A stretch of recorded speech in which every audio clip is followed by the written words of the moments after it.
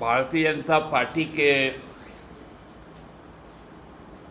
नेतागण जिस प्रकार से धीरे धीरे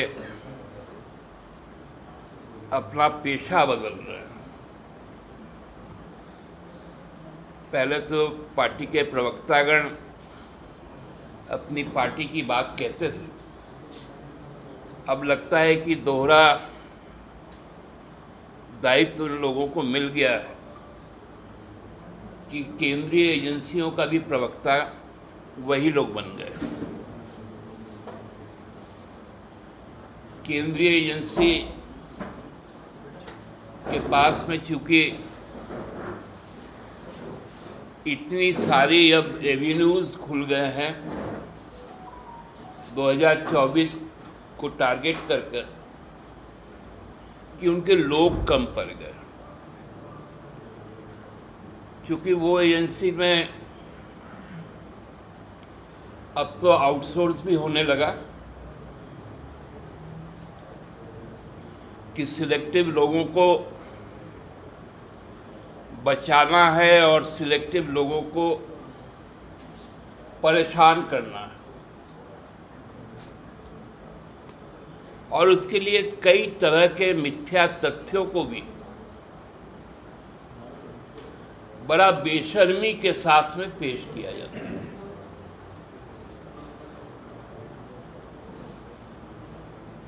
हर व्यक्ति, वो चाहे किसी भी पद पर बैठा हो, किसी भी स्तर का हो,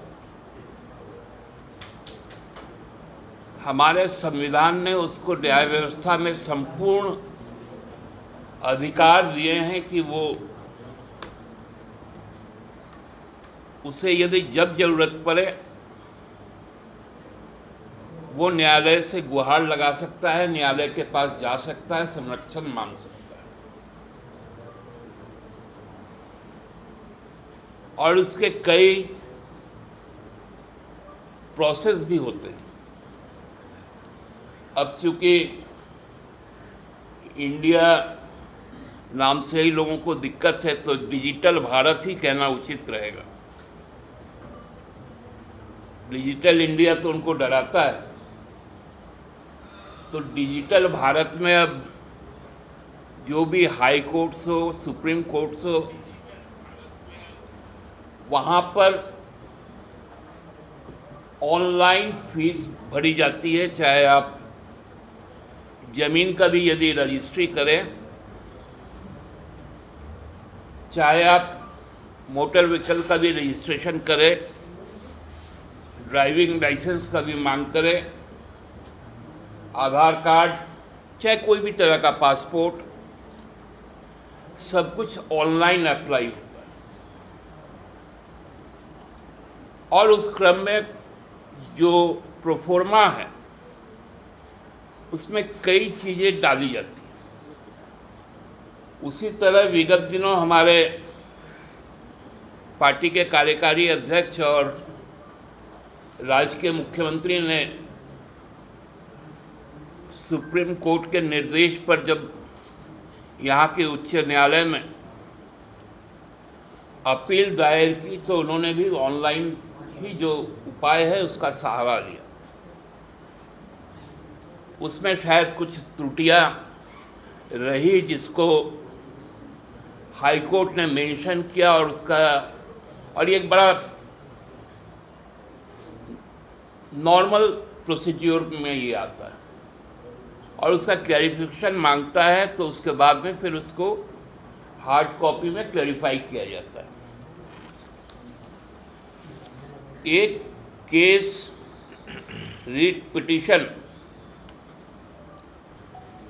2020 का है, जो 10/11/2020 को भारतीय जनता पार्टी के द्वारा माननीय स्पीकर झारखंड विधानसभा के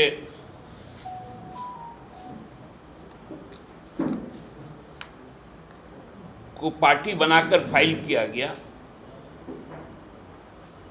वह 10/11/2020 में किया गया, इसमें हाई कोर्ट ने 16 त्रुटियां गिनाई।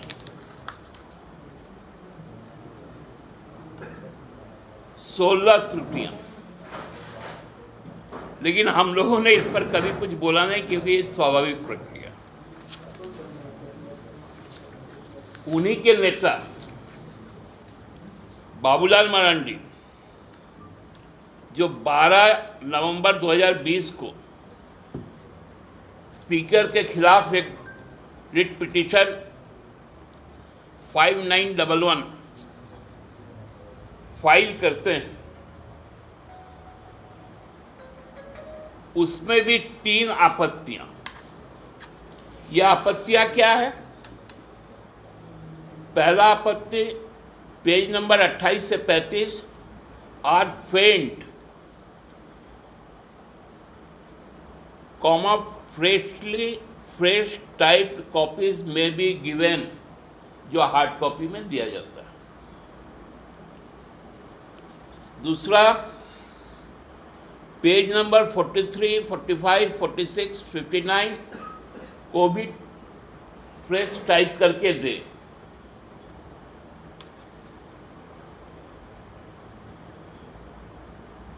ये जो चीजें हैं, ये बड़ा नॉर्मल चीजें हैं,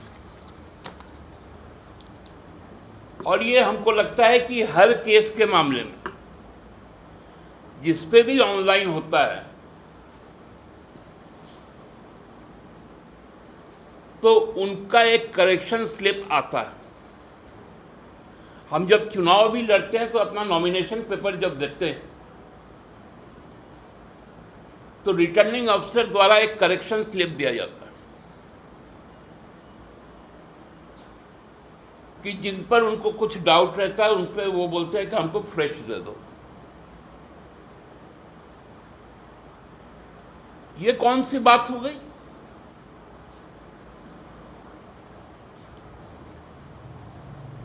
इनको क्यों मिर्ची लग गई?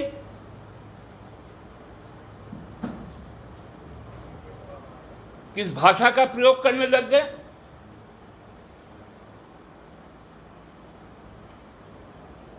अब तो संसद में जो भाषा बोला जाता है,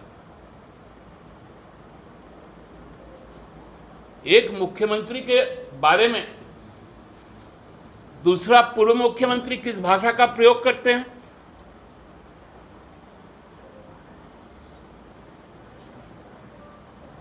क्या बोले हैं?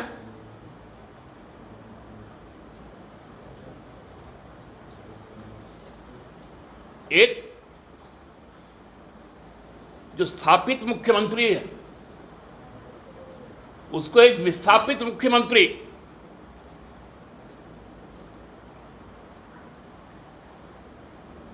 जानवर के साथ तुलना करते हैं।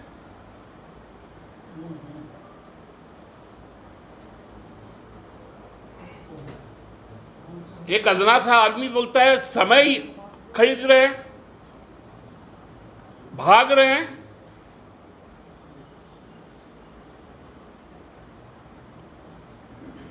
ये कौन सी नई भाषा है? पॉलिटिकली जब आप लड़ नहीं सकते, राजनीतिक तौर पे आप लड़ने का मादा नहीं रखते, तो आप इस भाषा पे उतर आए।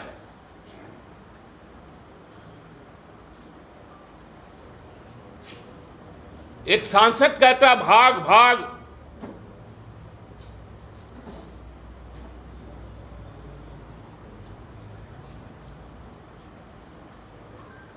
ये सही चीजें नहीं जा रही। और जिस प्रकार ईडी को उद्धृत किया जाता है, केंद्रीय मंत्री बोलती हैं कि हमारी बात को मान लो, नहीं तो सीबीआई और ईडी भेज देंगे। संसद के अंदर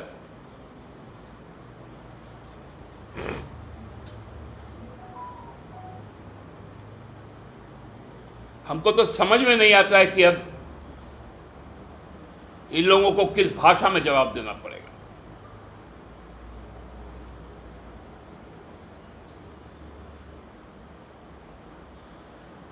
आज आप पकड़ा गए, 5 दिन का सत्र बुलाकर।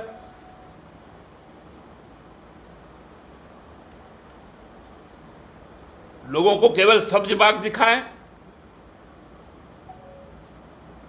महिला आरक्षण बिल देंगे। हम लोगों ने कहा दो,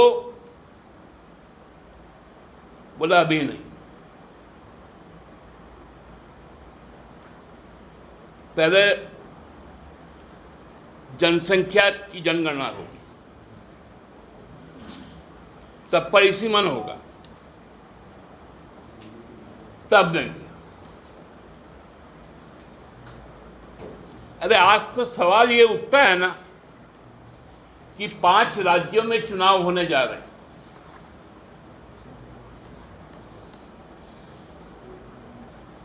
भारतीय जनता पार्टी कितनी प्रतिशत महिला उम्मीदवारों को उतार रही है?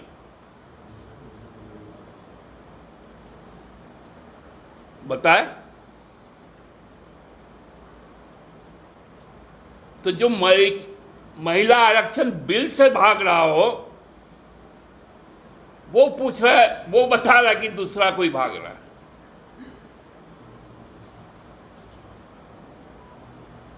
अब क्या हम न्यायालय भी नहीं जा पाएंगे?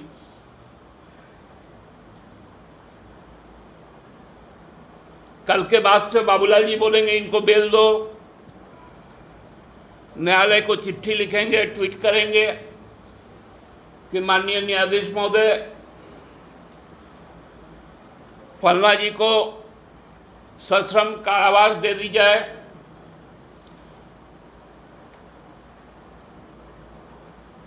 जिस प्रकार गुजरात हाईकोर्ट ने बलात्कार के आरोपियों को सजा मुक्त किया, उसी प्रकार आप भी यहाँ के सारे लोगों को आरोप मुक्त कर दे, सजा माफ कर दे।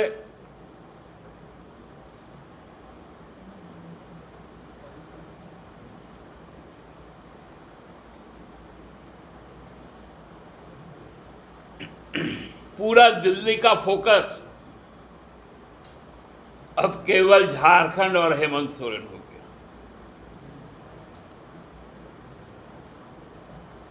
इसको कहते हैं डर,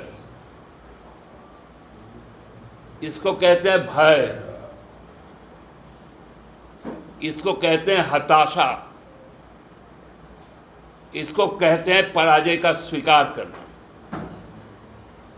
कि अब हम राजनीतिक तौर पे तो नहीं लड़ सकते,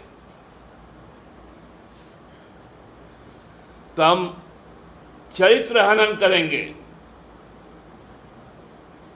अपने शक्तियों का दुरुपयोग करेंगे।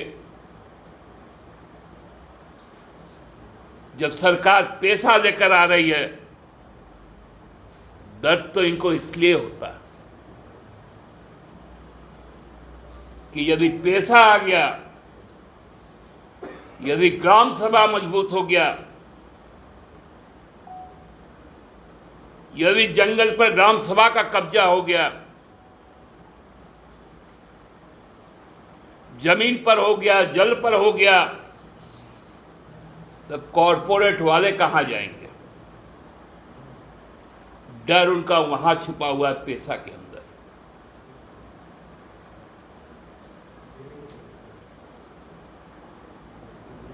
भयभीत हैं लोग। क्या मुंह दिखाएंगे हम लोग अपने कॉरपोरेट के दोस्तों को?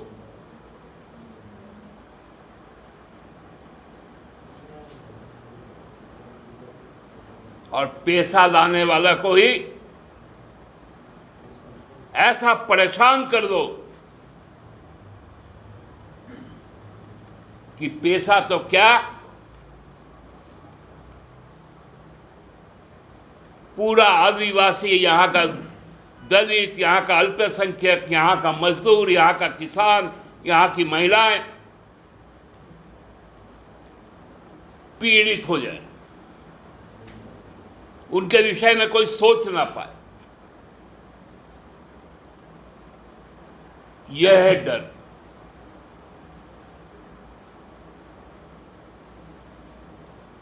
बाबूलाल जी, यदि को मेरा एक विनम्र आग्रह होगा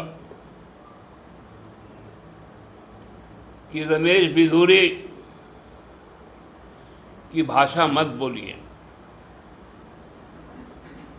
ये आपके सांस्कृतिक पहचान की नहीं है।